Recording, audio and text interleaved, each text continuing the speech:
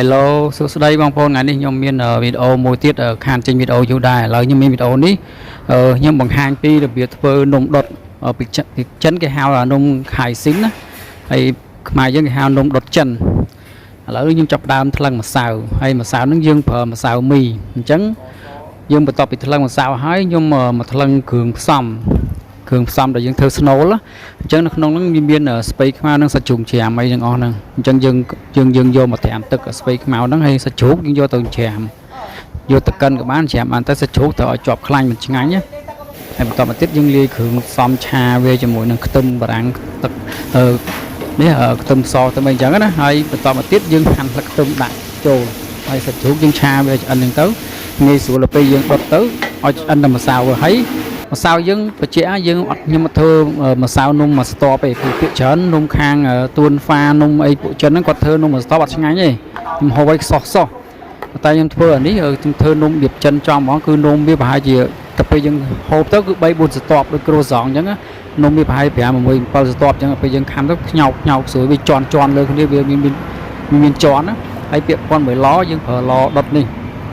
ឡហ្នឹងត្រូវឲ្យវាកម្រិតរបស់វាភ្លើងចាប់ពី250អង្សាទៅវានឹងដុតបានអញ្ចឹងយើងក៏ប្រើភ្លើងតិចហើយអាមួយទៀតសម្រាប់ជើងជៀននេះដៃអ៊ីណុកនេះសម្រាប់យើងយកទៅជៀនអីចឹងណាហើយឡយើងបង្កាត់ភ្លើងបង្កាត់អីហើយទៅប៉ុន្តែបង្កាត់ភ្លើងតតែភ្លើងឆេះអស់ហុយសែងអស់យើងយកទៅងើបភ្លើងឯងយើងអត់មានយកដាក់ព្រាមអញ្ចឹងវាសែងភ្លើងធ្វើនំខ្មៅអញ្ចឹងអស់សែងតែបើយើងចេះក៏បានដែរយើងបង្កាត់ភ្លើងនឹងក្រៅទៅដោយសារខ្ញុំអត់មានចក្រានអញ្ចឹង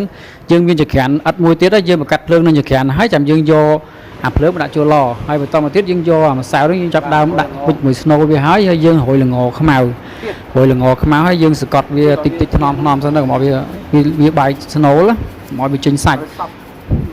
ហើយល្ងមុននឹងយើងកត់ម្សៅទៅរោយល្ងអញ្ចឹងសិនហើយយើងកត់ល្ងឲ្យវាជាប់ម្សៅនឹងហើយចាំយើងដេញវាយករៀងមូលមកម្សៅនេះយើងប្រហែលជា300ក្រាមទេហ្នឹង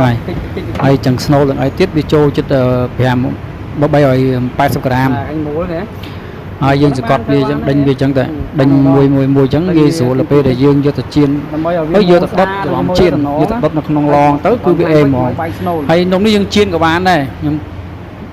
យើងដុតក៏បានជៀនក៏បានអាម៉ាស៊ីនដែលខ្ញុំទិញអ៊ីណុកធំអញ្ចឹងអានឹងសម្រាប់ជៀន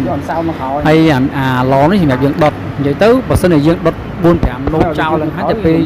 គេហៅចឹងហើយយើងចង់កដៅយើងជៀននៅម៉ាស៊ីនជៀនហ្នឹងក៏លឿនដែរតែកុំប្រើប្រេងព្រោះអានោះយើងធ្វើនំជៀនមួយទៀតទេនេះឡនេះយើងបើកភ្លើងឲ្យវានៅងើភ្លើងងុំអញ្ចឹងចាំយើងដុតណាគុំមកពេលភ្លើងមិនទាន់ងុំហើយយើងដាក់នំភ្លាមអាហ្នឹងវាអាចនឹងហូរខ្សែភ្លើងហូរលេខធំផ្លិននំហើយពណ៌នំអត់ល្អទេហើយម្សៅយើងដេញវាមួយឲ្យគ្រប់ចំនួននំដែលយើងធ្វើប្រហែល1គីឡូ2គីឡូយើងដេញម្សៅវាចង់ថាដេញមួយធ្វើដុតមួយកុំដេញអត់មានឡៃទុកទេម្សៅយើងធ្វើឲ្យដាក់ក្នុងប្រអប់ក្នុងកំប៉ុងសយើងចោលប្រអប់យើងចោលទៅដល់ពេលហើយយើងចង់ជៀនយើងចកត់មួយយើងជៀនមួយហើយនំយើងមើលតាមប្រភេទនំដែរបើសិនជានំនឹងវារៀងស្អិតទេយើងដាក់យកហ្មងទៅតែបើយើងវារៀងស្ងួតយើងបាញ់ទឹកទៅដាក់ឲ្យយើងបោះចូលនៅក្នុងឡទៅណាហើយដុតហើយភ្លើងឡយើងចាក់5ម៉ែត្រមើលទៅតែ250មិនដាក់ចូលទៅ250 260វាក្តៅខ្លាំងដាក់ដុតទៅហើយរយៈពេលដុតគឺអាចនឹងក្បែរទង់7-8នាទីហ្នឹងឯងនំមួយហើយសំខាន់គឺភ្លើងឡយើងបើយើងភ្លើងឡយើងសោយវាអាចចង់ថាភ្លើងយើងសោយវាអាចចូល10នាទី11នាទីមិនឆ្អិន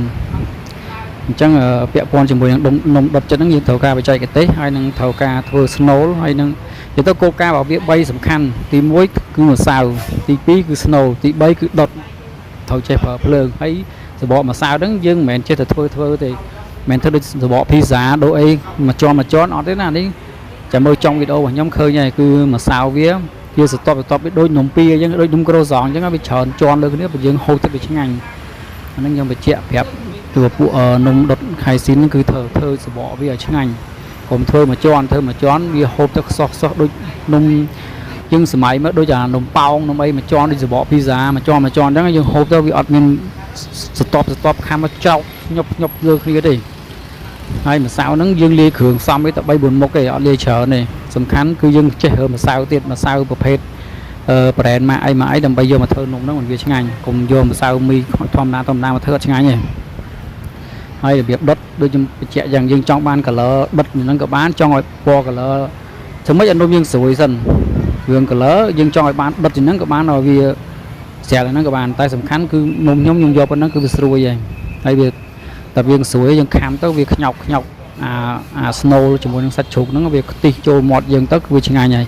năng nhưng mà chuyện đi cứ dương nông đất trần chỉ mới nhưng đất bay tiết nhưng trên video mơ tiệt hay nhóm là nông chiên nông chiên mà nhóm đấy nhóm thưa một hết đại miền ở dương liệp tức so và tây miền liệp cường có hòm chú ai hay banh như này hay dương miền sạch dương miền sạch lạt bên đây đôi giờ tôi thì lại nhá nông chiên bài nhóm bài chân này dương liệp so với qua hòm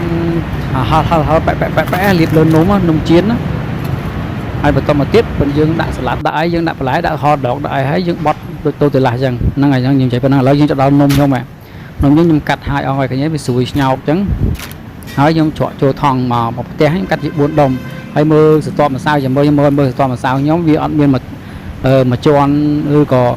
hay bị chọn cho cái bỏi nên cho ngon đi sờ lăng mơ muối thôi nhé đi miên mà 6 4 7 4 cho nó không nóng năng vì sự to đôi khi đôi nhom pi chứ á này chỉ mới mơ nó tiệt thôi nhé mà sao nó thấy cũng oi khẻ pe hỏi bị to mất snow cái bia hai chân cái dương kham tới vì ngày này mà nhóm đại mà lại bị chật lòi mờ thôi nhé hay giờ bỏ po nó cứ sôi vậy trong đất thì nắng dương và thay lương tiền nắng ngày video mình là phần nắng này ở côn và trong ban po mình sẽ bái tẹt tô mà nhau mà ok